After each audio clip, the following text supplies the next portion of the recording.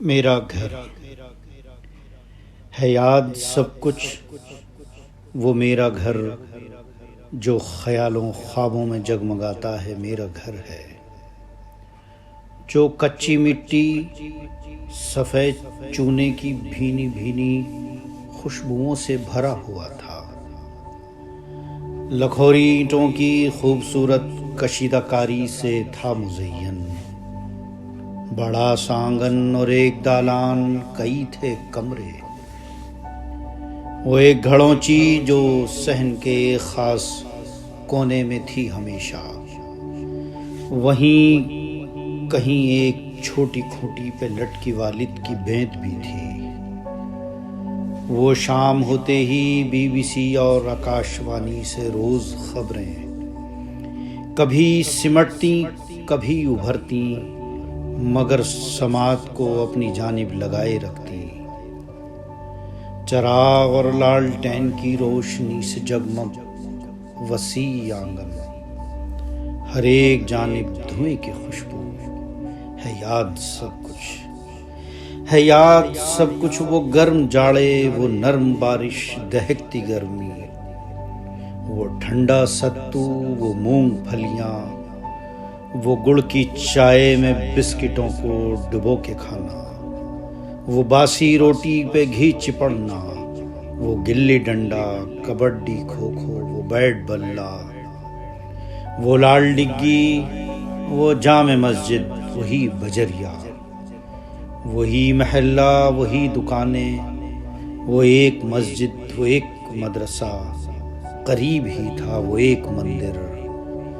وہ صاف سادہ محبتوں سے بھری ہوئی آشنا فضا تھی،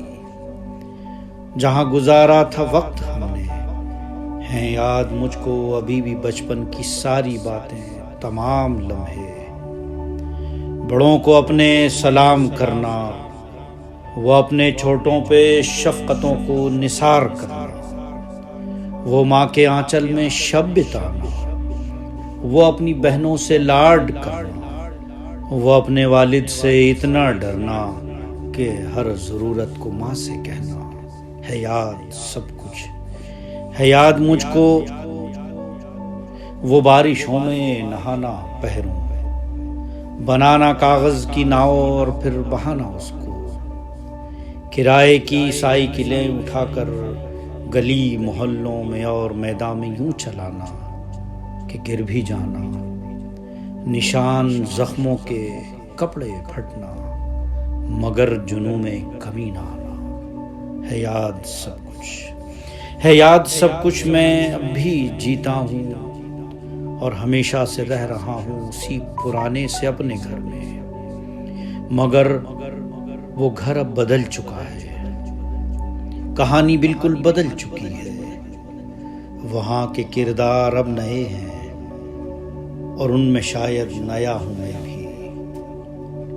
وہ سارے منظر بدل گئے ہیں، کہانی بالکل بدل چکی ہے، گزشتہ رشتے جو اور ہی ایک ابد کی دنیا میں جا بسے ہیں، میں ڈھونڈتا ہوں انہی کے نقشے، کریدتا ہوں میں دل کی مٹی، ادھیڑتا ہوں میں اپنی آنکھیں،